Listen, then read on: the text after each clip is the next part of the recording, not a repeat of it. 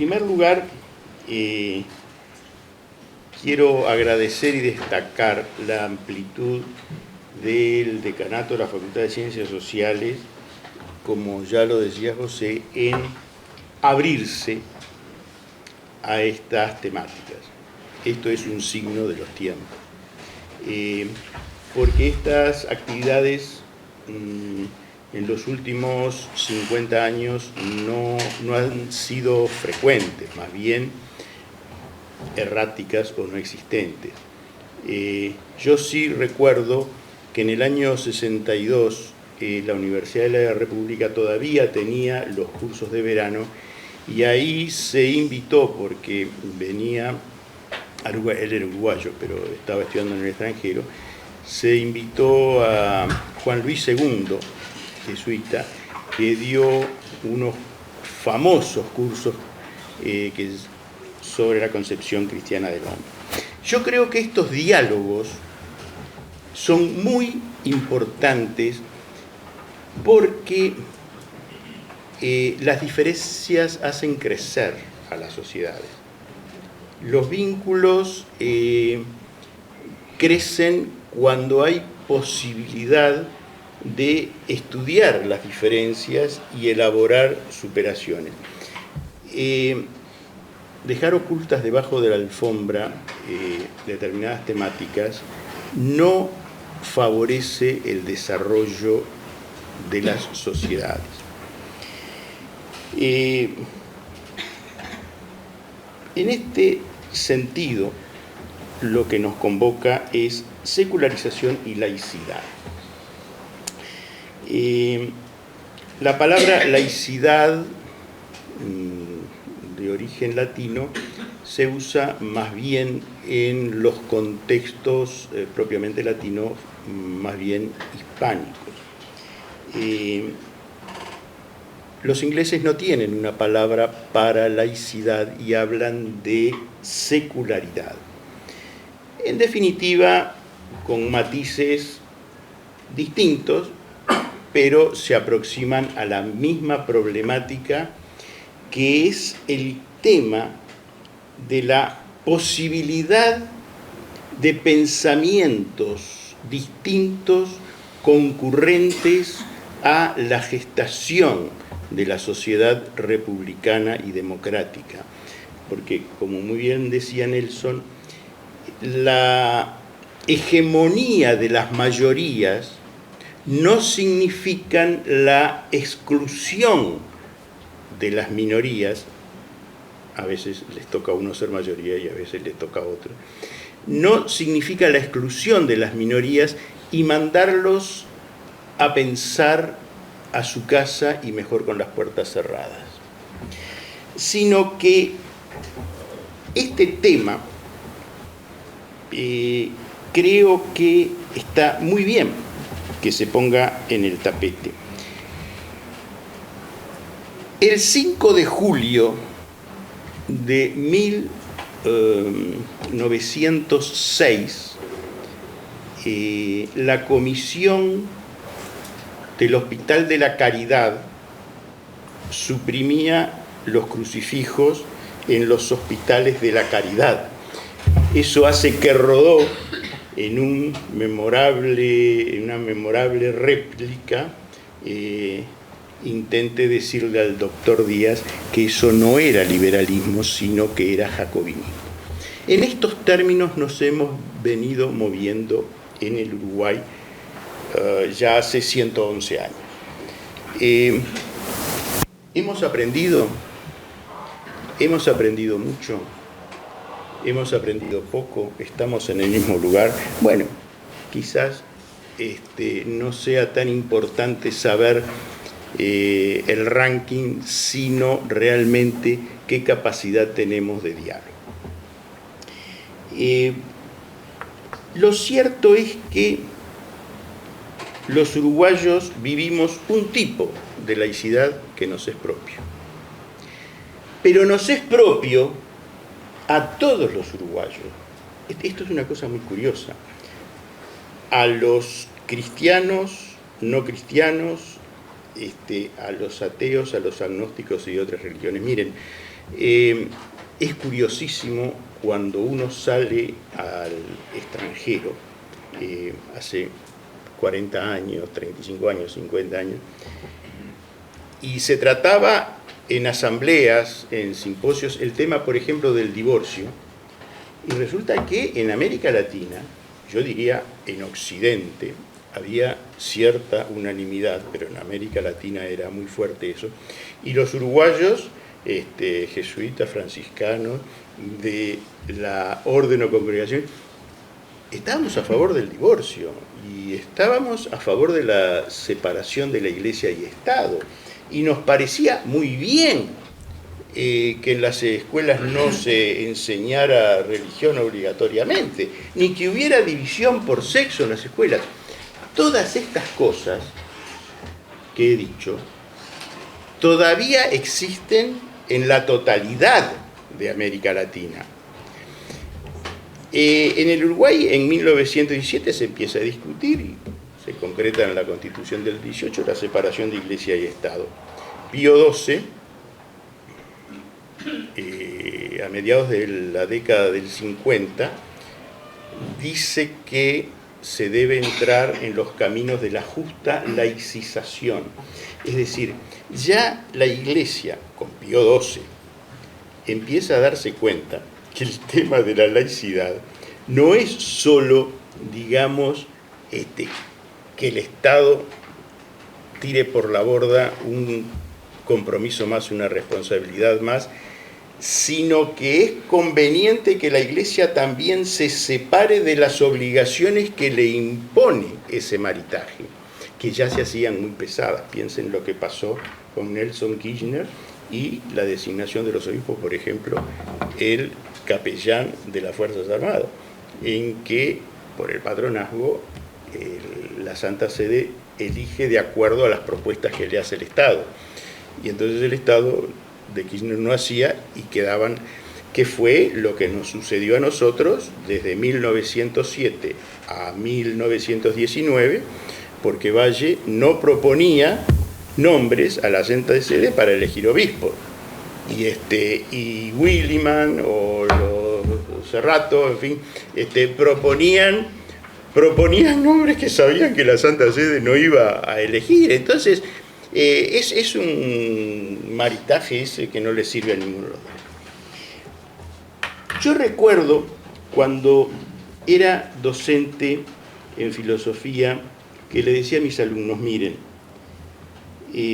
una buena propedéutica de la filosofía es comprender el sentido de las palabras que estamos usando. Eso es capital para poder pensar bien y para poder dialogar bien. Y además, respetar aquel latinazgo, ¿no? Concordave, el derecho concuerda cuando nos ubicamos en la época histórica que corresponde. A veces se dan diálogos y discusiones que de pronto uno tiene que decir, pero tú, ¿a qué época te refieres en lo que estás diciendo? Ah, bueno, al siglo XVI. Ah, no, es que yo estoy diciendo lo que digo pensando en el siglo XX. Entonces, claro, imposible comprender. Para esto, entonces, vamos a tratar de despejar un poco el panorama sobre religión e ideología. Cuando hablamos de religión, no hablamos de un cúmulo, hablamos de un supercúmulo de ideas, de conceptos, de tradiciones, de historia. En el Uruguay, como estamos bastante alejados de esto, muchas cosas las desconocemos y otras nos parecen muy nuevas. Pero, por ejemplo, Uruguay es el último país que va quedando con este tipo de laicidad. Los 4 últimos, Turquía, bueno, después que ganó el Partido Islamista, adiós la laicidad en Turquía. El otro era México, pero ustedes van a México y parece que como que la laicidad en México nunca hubiese existido, porque el pueblo siguió. Como si ustedes van a Rusia ahora, ustedes ven que aquello siguió rueda libre. El otro, Francia, que está en una situación curiosa de impasse. Y el otro es Uruguay, que se mantiene en su concepción bayista de la primera presidencia, y ahí estamos enmarcados. Entonces, religión es algo que para nosotros dice muchísimas cosas, o debería decir muchísimas cosas, pero en realidad dice muy pocas. La religión es todo aquello que no tiene nada que ver con la razón. La religión es un modo de pensamiento como peleado con la capacidad racional de la persona. ¿Por qué? Porque la religión en sentido fuerte se relaciona con las creencias relacionadas con la divinidad. Pero, ¿quién prueba la existencia de Dios? La misma teología católica dice que no es posible demostrar la existencia de Dios. Lo que uno puede hacer es señalar, mostrar indicios de la existencia de Dios. Pero, ¿quién demuestra la no existencia de Dios? El sábado tuvimos un seminario sobre este asunto. Es más difícil demostrar el ateísmo, porque usted tiene que demostrar algo que afirma como existente para decir que no existe. En cambio, querer demostrar parecería como una operación racional más sencilla. La religión para nosotros implica todo lo que son creencias mágicas y supersticiosas. Eso es religión, pero bueno, hay otros sentidos de religión. También lo religioso se asocia con la iglesia. Se dice la iglesia ubandista, por ejemplo, o tal iglesia. La iglesia es un término de origen griego, que quiere decir asamblea, y que los cristianos, a partir del siglo IV, V, lo tomaron como la comunidad de los creyentes, porque, como vamos a ver después, no hay fe sin comunidad. Entonces, la asamblea, la iglesia. Entonces, cuando se habla de iglesia, se está a veces cometiendo ciertas irregularidades en el uso de estos términos. Pero en el tema religión entra el budismo, entra el confucianismo, otras expresiones religiosas como afro-amazónica americanas, los sincretismos, todos aspectos importantísimos de la creatividad humana para explicar profundas preguntas que la razón no puede solventar si no es con algunas dudas. No es que el pensamiento religioso no tenga dudas. Para el pensamiento religioso la duda es la posibilidad de la fe. Pero cuando uno se acerca a la duda de la ciencia, sabe que ahí hay un límite sobre el que no puede ni debe avanzar. También en estos días estamos identificando lo religioso con el fanatismo, con el fundamentalismo. Nosotros hablamos del islamismo como bloque, pero cuando hablamos distinguimos que unos son chiitas y otros son sunitas, y de pronto, si nos ponemos a estudiar, también es un problema entre ellos, como de pronto las guerras de las religiones los islamistas veían en los cristianos. Es decir, las cosas son mucho más complejas. Mismo entre nosotros, los otros días escuchaba a un grado 5 de la universidad que decía, no, yo me refiero a esta persona como católico, pero a este otro de otra religión. ¿De qué otra religión era? Era protestante. El anglicanismo, el protestantismo, la ortodoxia y el catolicismo son distintas religiones o son modos culturales. Se dice, bueno, la Iglesia prohíbe el matrimonio de los sacerdotes, claro, el rito latino, pero la Iglesia Católica tiene otros ritos. Yo he ido al pueblo de mi madre donde de rito ortodoxo.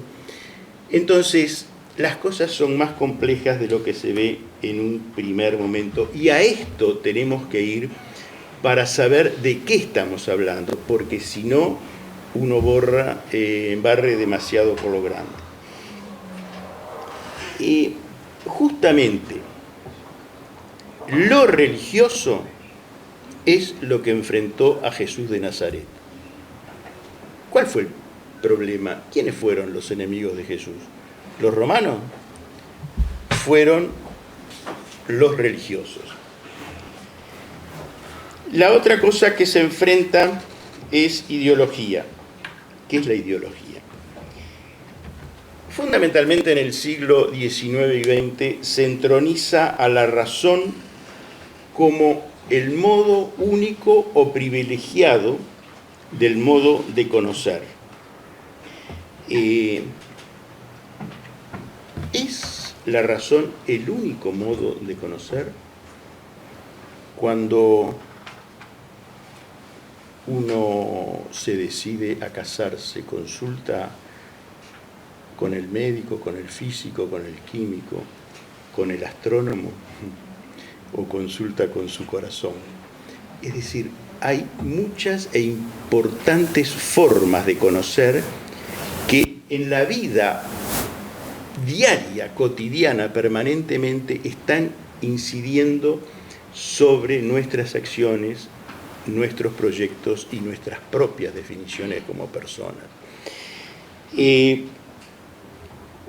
No quiere decir que la fe sea racional, pero sí queremos decir que hay un modo de conocer que no es el de la ciencia o de lo científico. Algo que ha tenido mucha exageración. Ayer escuchaba en un informativo que se hablaba de esto de la peatonal 18 de julio. Y entonces había una persona que defendía, que tenía que haber ciclovías. Decía, porque eso ya lo tiene dicho la ciencia, que las ciclovías y las peatonales atraen más público para los comercios, entonces los comercios van a ser beneficiados.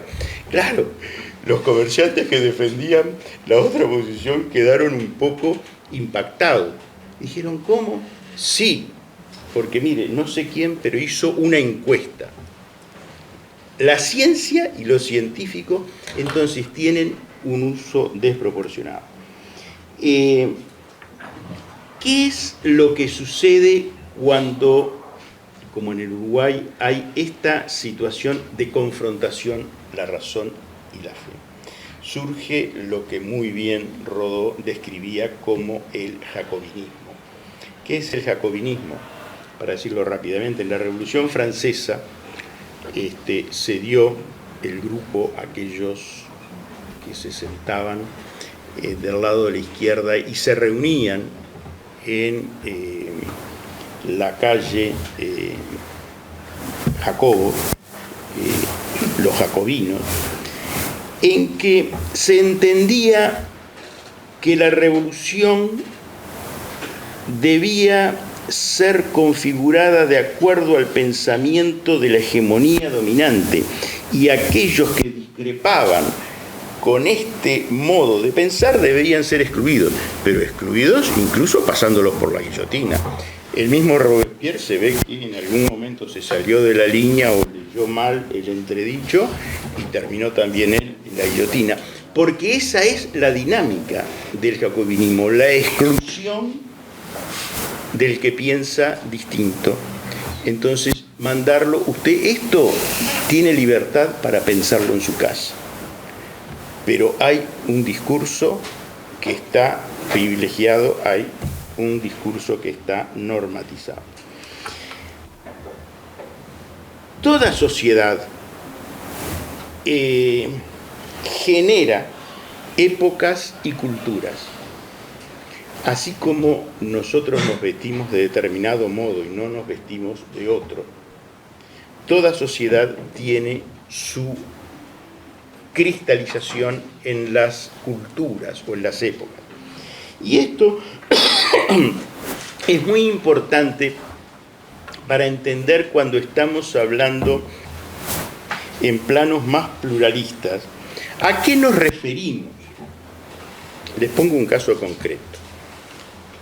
Muchas veces se oye decir, refiriéndose al cristianismo, de realidades que se aplican a la cristiandad. ¿Qué es la cristiandad?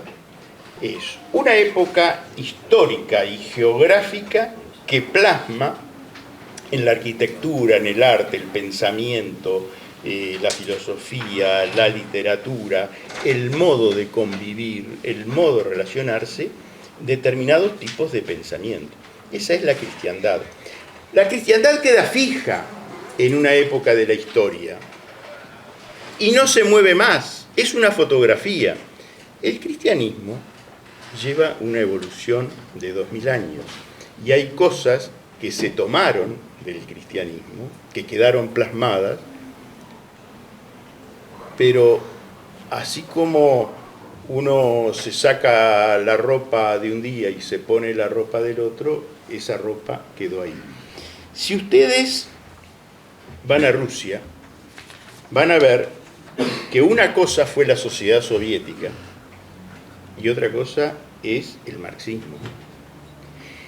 Si uno pretende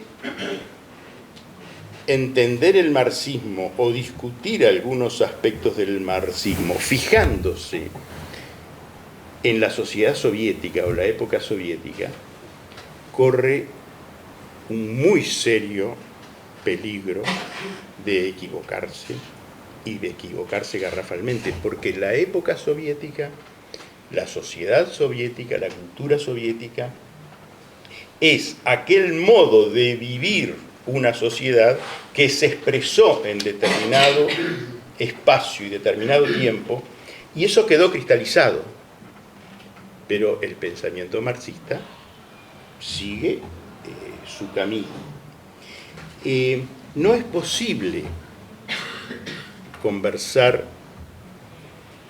como esto lo decíamos en otras épocas, marxistas y cristianos, si cuando el marxista habla, el otro está pensando en Checoslovaquia, en Hungría o en los Gulag.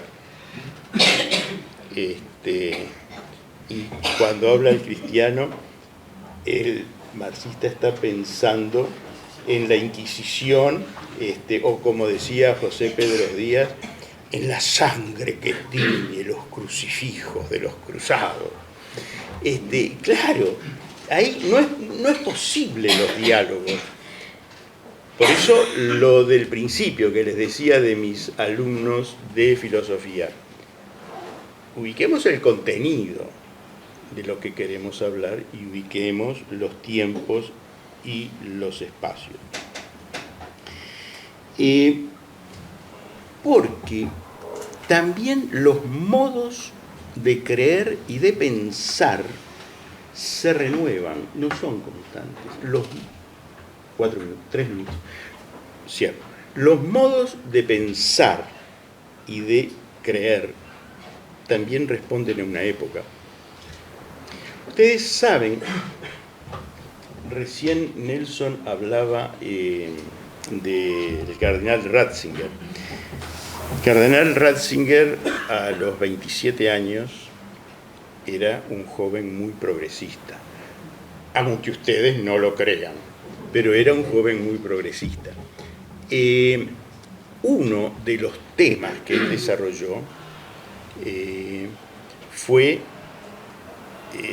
justamente el tema de los desarrollos históricos de la fe.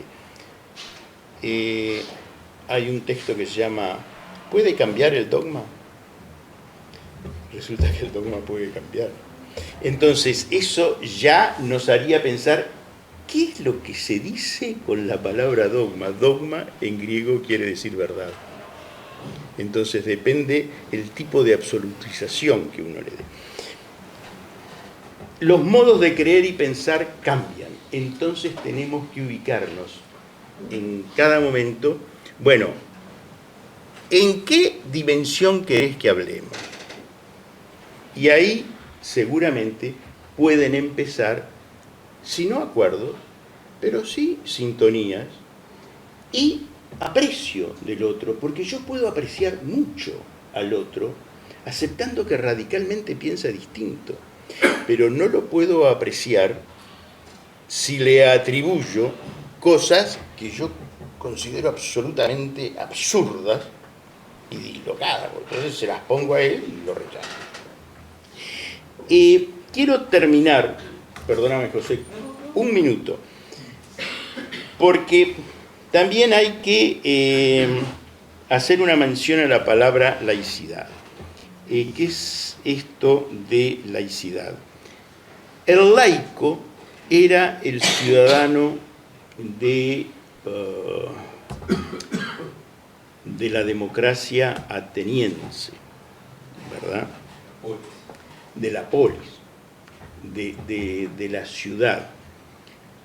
Él, por ejemplo, en Atenas, que habría unos 10.000 ciudadanos, 10.000 laicos entonces, el ciudadano sin especificación. No eran ciudadanos los menores de determinadas edades, según las épocas, 20, 21, no eran, por supuesto, ciudadanos las mujeres, y no eran ciudadanos tampoco ni los extranjeros ni los esclavos, que eran más de 100.000. Este grupo de los laicos eran lo que constituían el demos, la asamblea.